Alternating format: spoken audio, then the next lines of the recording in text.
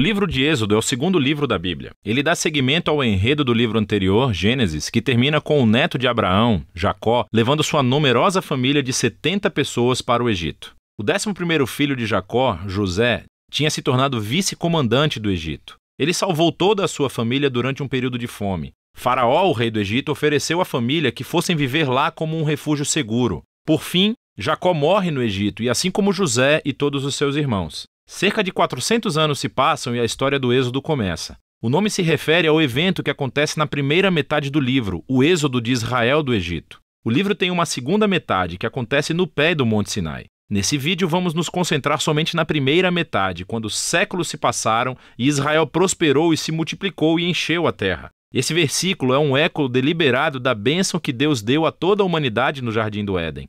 Lembra-nos da grande história bíblica até agora. A humanidade perdeu a bênção de Deus por meio do pecado e da rebeldia. E Deus escolheu a família de Abraão como instrumento através do qual ele iria restaurar as suas bênçãos para todo o mundo. Mas o novo faraó não vê Israel como uma bênção. Na verdade, ele vê esse grupo imigrante israelita como uma ameaça ao seu poder. Da mesma forma que em Gênesis a humanidade se revolta contra a bênção de Deus. Aqui o faraó tenta destruir a fonte da bênção de Deus, os israelitas. Ele os escraviza de maneira brutal, forçando-os a trabalhar e ordena que todos os meninos israelitas sejam afogados no Nilo. Ele é a pior personagem da Bíblia até agora. O seu reino é o ápice da rebelião da humanidade contra Deus. Esse faraó redefiniu o bem e o mal de acordo com seus próprios interesses de tal maneira que até mesmo o assassinato de crianças inocentes se tornou algo bom para ele. O Egito tornou-se pior do que a Babilônia do livro de Gênesis. Agora Israel grita por socorro contra essa nova Babilônia e Deus responde.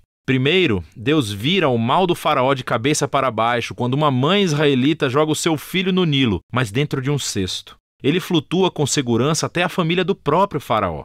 Ele é chamado de Moisés e ele cresce para tornar-se o homem que Deus usará para derrotar o mal do faraó. Na famosa história da sarça ardente, Deus aparece diante de Moisés e pede-lhe que vá até o faraó e ordene que libere os israelitas. Deus diz que sabe que o faraó vai resistir e por isso ele trará o seu julgamento sobre o Egito em forma de pragas. Deus também diz que ele vai endurecer o coração do faraó. E assim chegamos à próxima parte da história, o confronto entre Deus e faraó. O que significa quando Deus diz que vai endurecer o coração do faraó? É muito importante ler esse trecho da história atentamente e em sequência. No primeiro encontro de Moisés com faraó, sabemos somente que o coração do faraó endureceu. Não há nenhuma indicação de que Deus fez alguma coisa. Em resposta, Deus envia a primeira das 5 pragas, cada uma confrontando o faraó e um dos seus deuses egípcios. E em cada vez, Moisés oferece ao faraó uma chance para ser humilde e libertar os israelitas. Mas após cada praga, ficamos sabendo que o coração do faraó endureceu.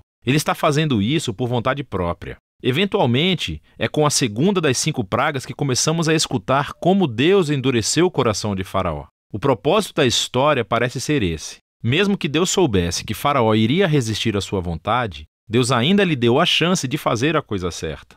No fim, a maldade do faraó chega a um ponto sem volta. O que quero dizer é que até os seus próprios conselheiros achavam que ele tinha enlouquecido. E é nesse ponto que Deus assume o comando e usa a maldade do faraó para o seu próprio objetivo de redenção. Deus atrai o faraó para a sua própria destruição enquanto salva o seu povo, que é o que acontece em seguida. Com a praga final, é a noite da Páscoa. Deus vira o jogo sobre o faraó. Assim como ele matou os filhos dos israelitas, Deus matará os primogênitos do Egito com uma praga final. Ao contrário do faraó, Deus fornece uma forma de escape por meio do sangue do cordeiro. Aqui, a história para e vemos em detalhes o ritual israelita anual da Páscoa. Na noite anterior à fuga de Israel do Egito, eles sacrificaram um cordeiro imaculado e usaram seu sangue para pintar os batentes das portas de suas casas. Quando a praga divina chegou ao Egito, as casas cobertas com o sangue do cordeiro foram puladas e o filho foi poupado. Desde então, todos os israelitas reencenam aquela noite para lembrar e celebrar a justiça e misericórdia de Deus.